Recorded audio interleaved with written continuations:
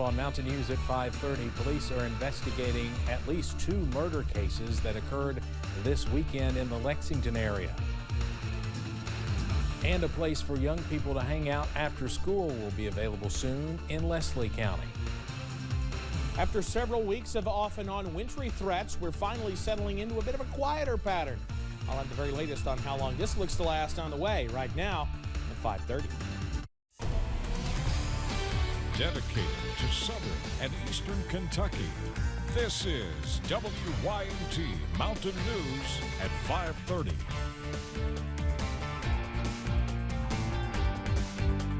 Good evening, I'm Steve Hensley. Police in Lexington say a man is suspected of fatally shooting a 10-year-old boy and then killing himself. Police were called to respond to shots fired at a home and found the pair dead when they arrived. The Fayette County coroner reported that both died of gunshot wounds. A report identified the boy as Landon Hayes and labeled his case as a homicide. The same report claims 22-year-old Tyrus Latham died of suicide. One neighbor says he used to play video games with Landon after school. He was like an ordinary kid. He would like to be around kids. He would just be to himself, but he'll be around his little nephews, cousins, and everything. The relationship between the suspect and the victim is still not clear. In Bowling Green, police are investigating an apparent murder-suicide. This happened yesterday. The Warren County Sheriff says a man shot his wife and then himself. Investigators believe the husband's gunshot wound was self-inflicted. Their names have not yet been released. Officials at a Kentucky jail say they are still trying to improve procedures as they deal with the death of a 6th inmate in 3 months. Louisville Metro Corrections released a statement saying that 36-year-old Leslie Starnes was found unresponsive by a corrections officer. He was pronounced dead yesterday at a hospital. Metro Corrections Director Dwayne Clark says he and his staff are working hard on examining their processes. He also said they are concentrating on mental health screenings. 2 people were found dead inside a LaGrange hotel Friday. Carbon monoxide was considered a possible factor after high levels of the odorless gas were detected by first responders. The hotel was evacuated, and police say one man was taken to a hospital due to showing signs of carbon monoxide exposure. The names of the 2 victims have not yet been released.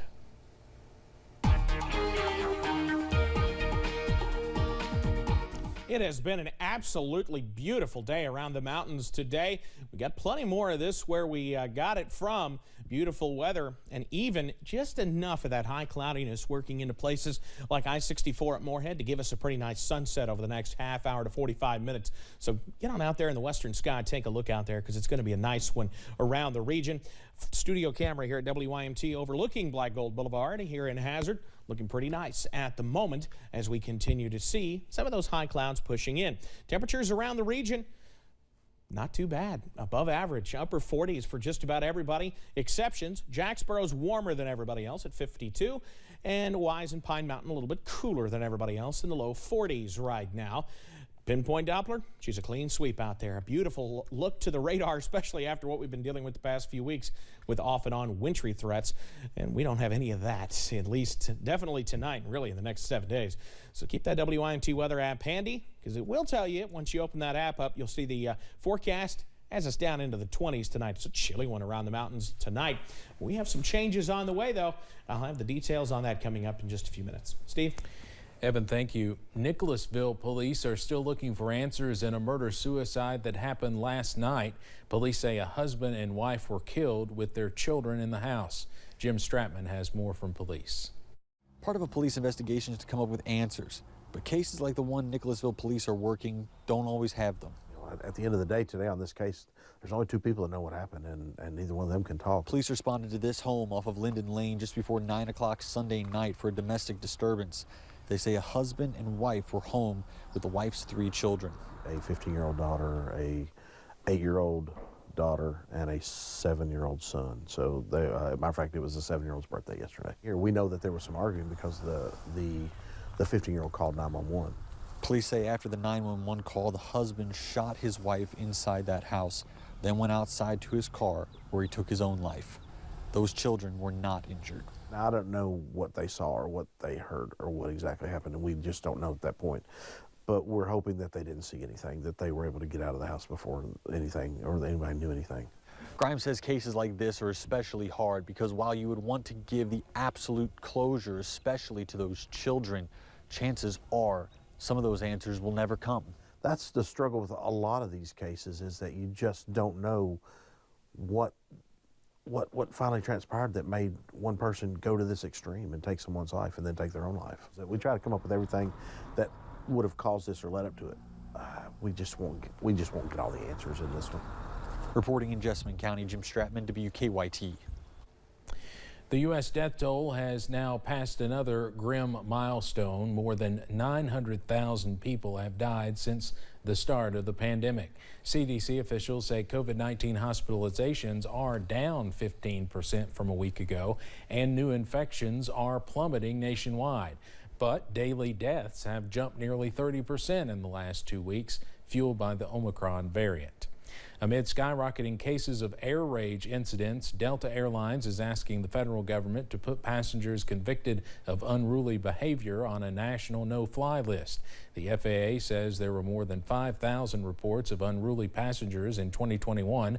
Most were tied to compliance with mask wearing. The agency is now partnering with the TSA to remove disruptive travelers from TSA pre-check eligibility. And good news for international travelers looking to head down under. Australia's Prime Minister announced the country is opening its borders later this month. Travelers will need to be double vaccinated to enter Australia and, as always, hold a valid visa. In November, restrictions were eased for travelers from New Zealand, Singapore, South Korea, and Japan. Starting February 22nd, travelers from most other countries will also be allowed to enter. Atlas Pain and Spine in Corbin is offering a treatment using spinal cord stimulation to help with pain relief from those suffering from peripheral diabetic neuropathy. WYMT's Jade Saylor spoke with doctors about the treatment and how patients are responding to it. Many Eastern Kentuckians suffer from peripheral diabetic neuropathy pain, something that medicine and therapy doesn't always treat. Peripheral diabetic neuropathy, unfortunately, is one of these conditions that comes along with diabetes that affects Eastern Kentuckians more than most of the general population. The FDA recently approved a new spinal cord stimulation treatment in hopes of better long-term relief. Whenever we would evaluate a patient for something like this, we look at a lot of different factors. We want to make sure their diabetes is reasonably well controlled or at least headed in that direction. One of the main things with treating diabetic neuropathy is to try to keep it from getting worse. Atlas Pain and Spine in Corbin has been offering the treatment for the past few months. So one nice thing about this therapy is that you do a trial of it first before you have a permanent implant or anything like that. Doctors say the trial run is a process, but many patients benefit from it almost immediately and then proceed with the permanent implant. We would insert 2 little catheters or leads into the spinal canal under digital X-ray imaging and advance those to the area where they can be most effective and then put on a Band-Aid and they're kind of done. Dr. Wilton says they are already seeing patients that receive the treatment benefit more than they did over the years of medicine and traditional therapy. The patients that get relief from this, a lot of them in some of the long-term studies that they've done have shown 80%, 75% reduction in their symptoms. The goal is to allow patients that suffer from peripheral diabetic neuropathy to have a better quality of life. In Corbin, Jade Saylor, WYMT Mountain News. Patients that receive the trial run of treatment will go home for a few days to evaluate their symptoms. Those who feel substantial relief will qualify for the long-term implant. West Virginia State University is installing opioid overdose rescue kits on its campus as part of an overdose prevention initiative for college and university campuses in the state.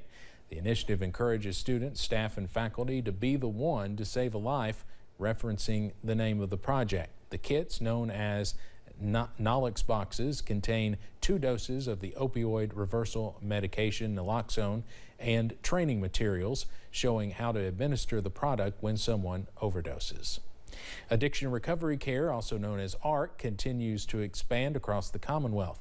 As substance use and overdose deaths continue to increase, a new treatment center, the John Walsh Center, is now available in Louisville. The center will help individuals and families impacted by substance abuse. ARC offers treatment and recovery services at more than 30 locations throughout eastern and central Kentucky. The John Walsh Center is ARC's first treatment center in the greater Louisville area. Mountain Comprehensive Care Center officials announced construction of a new drop-in center for the youth of Leslie County. WYMT's Chas Jenkins has more from officials on what that means for the area. A new drop-in center in Leslie County, made possible through the support of the school system and city. I used to be a teacher, and at that time there was so much need for that. And now with COVID and everything, it's so much worse. And I think kids, as a general rule, need somebody to just talk to, and they're going to have all kinds of great things. It's all going to be free. Spearheaded by Mountain Comprehensive Care Center, who saw a need for the county's youth. I think there's just not been historically a lot of options for youth here, from what I've come to know and learn. So we kind of identified that need fairly early on. There are a lot of kids that their needs are not being met in a lot of ways, like, emotionally, financially. Even a lot of kids need extra help with their homework. I think they're going to provide that. Offering a variety of activities and services, but also providing a safe space. That is the main focus for this center, that the youth and adolescents can come here, can talk to us in confidentiality, and be a safe place for them to learn and to grow both academically and individually. Confident in the sustainability of the new center. We fully anticipate this staying open for quite some time. We're committed to the youth and adolescents in Leslie County, the school board, and also the adults and families in Leslie County. Giving a safe haven for the youth of Leslie County. Chas Jenkins, WYMT Mountain News. Maggard says construction will begin this week and is slated to be completed in 2 to 3 weeks. Coming up on Mountain News at 5:30, the bargains are out there in February, but do you know where to look? We'll highlight the deals you need to know about. And things finally quieting down after the snow, sleet, and ice of the past 6 weeks or so. I'll have the latest on how long those nice conditions last on the way.